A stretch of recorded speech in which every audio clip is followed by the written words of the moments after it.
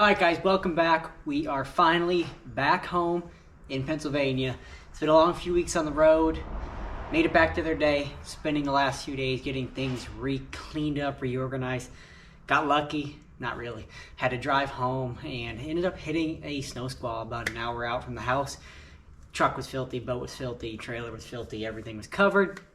So you know that's not fun. Not good, lots to clean up. It basically gets dirty everywhere. So I've been doing that the last 2 days, also trying to get unpacked, get reorganized. And then really to repack it all again in a couple weeks when we head to Florida for the Florida swing. But we started the year really strong. 40th place finish at Toledo Bend and a 19th place finish at Lake Fork. So we got to do a little recap, talk about some of the baits, the patterns, kind of how my weeks went, like what I targeted, what I fished, what I did. Wanted to get you guys this sooner. I did stop in South Carolina on my way home at a buddy's house, and every day that we were kind of just hanging around with not a whole lot to do, it either rained, thunderstormed, 20-mile-an-hour winds or 30-mile-an-hour winds. So to make a video was not ideal based off those conditions. As a recap, when I had the boat covered outside the whole week and really couldn't get at anything. So here we are, starting with Toledo Bend. Like I said, finished 40th place. Don't remember my exact weights, but had a decent tournament and got it done on a couple baits. And the cool thing actually about the first two tournaments, I used 3 or 4 baits for both of them, and they were pretty much the same baits for both, you know, other than one bait here and there. So it was kind of nice to really dial things in and utilize very similar techniques to start off the year. And first things first, caught a lot of fish at Toledo Bend. So for the most part, caught all my fish at Toledo Bend, 10 feet or less. I couldn't figure them out deeper, just couldn't really get on much.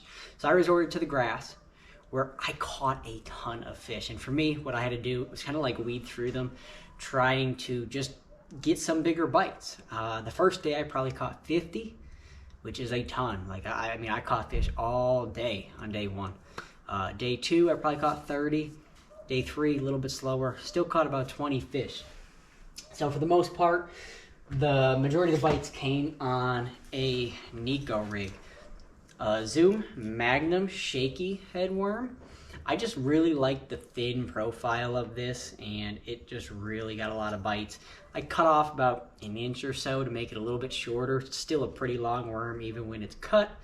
Utilized the ARC 7/64 ounce tungsten Nico weight, a Gamakatsu 1/0 hook, I believe this is, and had a weed guard on it that helped, especially throwing it around some, you know, the weed clumps. So basically all the grass was 10 foot or less. It could top out some areas at 3 or 4 feet below the surface. I was throwing that Nico rig on the edge. Sometimes I even threw it up in it. Sometimes they'd bite it as soon as it hit the water as it was falling down into the grass. Sometimes I had to really shake it above their heads. Sometimes I had to get them off the grass, drop it on the edge, they'd follow it down and then eat it. A lot of different techniques. It changed throughout like the whole tournament. Like, and there was no definitive. Like, it's like every bass wanted it a certain way. So I used Sunline FC Sniper in 10-pound test, paired it to a Sunline AMZ braided 12-pound as my main line. New line for me, the braid. First time throwing the AMZ this season. Really like this line. You're going to see that orange line on the majority of my spinning rods from here on out. Really nice, especially on that Arc Gravity G5 reel. Key for me though, probably the Arc Invoker Tour 7'6" medium light. Pretty big rod, a little bit lighter. Been playing with this rod during some pre-practice, utilizing a Nico rig. Really like it. I like the action that I can get on my bait. I always use a shorter rod. I use a little bit stiffer rod. I think it was taking away from the action of the bait. I found a lot of success on this rod early this season, and I'm going to keep rolling with it going forward. So again, that caught the majority at Toledo Bend. The next one that also caught a handful was a jerkbait. The Spromix stick, clear chartreuse. Same thing around the grass. Caught a lot of those fish, whether they were on the edge, up in it. They're just trying to get them to react. Day 1, pretty much lights out on this bait. Day 2 and day 3, it slowed down. I think it was a little bit sunnier, a lot calmer compared to day 1, so that kind of really made those fish adjust more to the worm. 12-pound Sunline Sniper, 6'6" medium light Arc Invoker Limited, 6-to-4 gear 1 ratio. Typically I'll throw 7, just what I happen to have paired up here. And again, caught a lot of fish on that and landed pretty much all of them that I did catch on it. But again, had to weed through a lot of small ones, which took up a lot of time. That's the couple of regrets that I did have. And honorable mention, one other bait. This is the Martin's Custom Baits Bladed Jig in a brown and red color. That's a 1/2 ounce paired with a Zoom Shimmer Shad and Green Pumpkin, 8-pound Sunline FC Sniper, Arc Invoker Tour 7'4", medium heavy regular. I'm saying honorable mention because I think I only weighed in 1 fish on this bait, but it was a key one on day 1. It was a 4-pounder, so it was one of my bigger fish from day 1. And without that fish, I don't even know if I would have made the 3rd day. So definitely was key, played a big role. And I just wish I could have got more bites. For some reason, the conditions were right for it, but the bites on the worm were so much more consistent where I just had to keep that worm in my hand. And like I said, wed through a lot of fish. One thing I wish I could have did a little different was maybe spent an extra hour each day fishing a little bit deeper. If I could have got 1-2 bites more a day and they were a little bit bigger, out just a little deeper, would have went a long way. But regardless, a 40th place finish to start the year is a great start. So then we head on over to Lake Fork. Tough practice, really tough practice. First 2 days, I barely caught anything. And I mean, hardly anything. A couple of my buddies I had talked to, they couldn't believe how bad my practice was the first 2 days.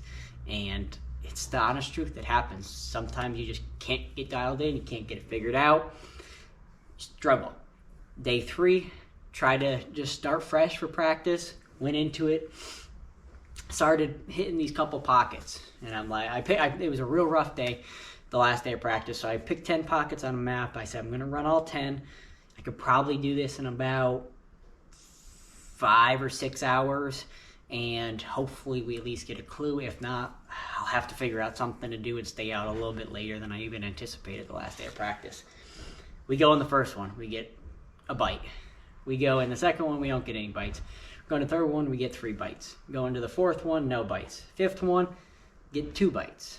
Go into the 6th one, no bites. Go into the 7th one, I catch one. Because I'm like, I gotta catch one. It was a 2.5, 3-pounder. So I'm like, okay, this is definitely something that's starting to work, and I'm putting it together. So I kind of did that. Only set the hook that day on 3 fish. One was a non-keeper, one was a 3-pounder, one was a 7-pounder. And actually where I set the hook on those 3 fish, went back and I never did catch a fish in those pockets in the tournament. So kept a free, open mind, just kind of bounced around, hopped around, knew what I needed to do to catch some fish, and that's what I did. So what I did was I picked up a swim jig for the most part.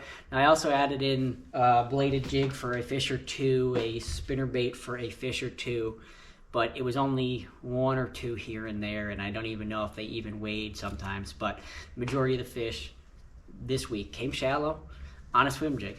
Arc Invoker Tour, 7'4", medium heavy regular. A little bit lighter than my typical swim jig rod. It's actually the same rod that I threw a bladed jig on.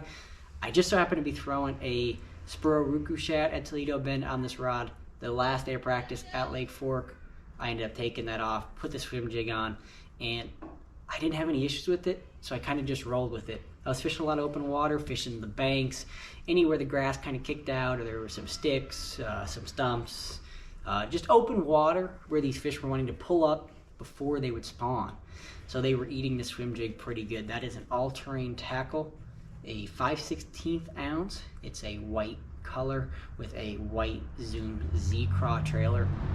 A lot of fish came on this bait, and Sunline SX1 40-pound braid, Arc Gravity 7-to-1 gear ratio. So like what I did for the most part, and again, caught a couple fish here and there on a bladed jig, 1 in here and there on a spinner bait.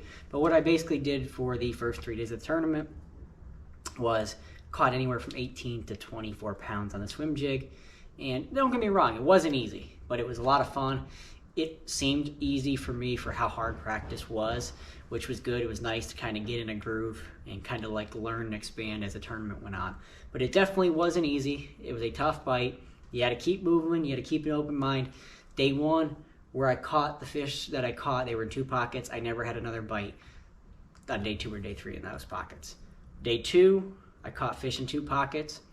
I only had 1 or 2 bites in those pockets on day 3. So had to keep moving, had to keep searching, had to keep an open mind. Covered some water with the swim jig, threw in a bladed jig here and there, Nika rig here and there, a spinner bait here and there. Even think I might have caught 1 here and there, and a speed worm. Again, a lot of those fish didn't weigh in. Once I got kind of just enough where it kind of kept me in it, where I knew I needed to get a bigger bite, I would transition over to the jerkbait. And if you guys had seen, caught the biggest bass of my life, a 9-pound 4-ounce on day 2 on the jerkbait. Had a video up, wrapped me all in a tree, got me stuck, got me hung up. Thank God for Sunline FC Sniper 12-pound test. You guys can go see that video. I'm just standing there pulling on this fish and pulling and pulling. It's all I could do. I had no choice. There was really nothing else I could do. Too deep down, couldn't reach in the water to get it. And luckily, the fish came free after it felt like forever. I think it was about 45 seconds or so. But man, it was a rush. Landed that bass. And again, the line, critical. The rod, just critical as well. The Arc Invoker Limited 6'6" medium light. By far, best jerkbait rod on the market. I don't care what you say. This is my favorite rod I have ever seen for jerkbait. I hope you guys really go out there, pick up one of these. You would love it just as much as I do. I can guarantee that. So for the most part, that kind of what got it done. It was a fun week. Again, I also threw the jerkbait at Lake Fork in timber. Everything was shallow. I didn't catch a fish over 8 feet deep. For the most part, I threw it in timber anywhere from 4 to 6.5. I think the biggest one came out of a piece of timber in 8 foot, but it was actually sitting on top, and my trolling motor had drifted right over the top of it where it was right below the boat. Like you can see the video, I actually had to take 2 steps back as I'm twitching it in because I needed that 1 extra twitch to have a shot at this fish. It was like a miracle catch, it really was. So everything for me, Lake Fork, shallow. I guess you could say Toledo Bend was shallow as well. Had a great start to the season, had a lot of fun doing it. Fished the way I like to fish, learned a couple new techniques, mixed in a few new techniques, had a good time, made 2 cuts. Ready to keep the momentum going as we head into Florida for the Harris Chain and the St. John's in April, coming soon.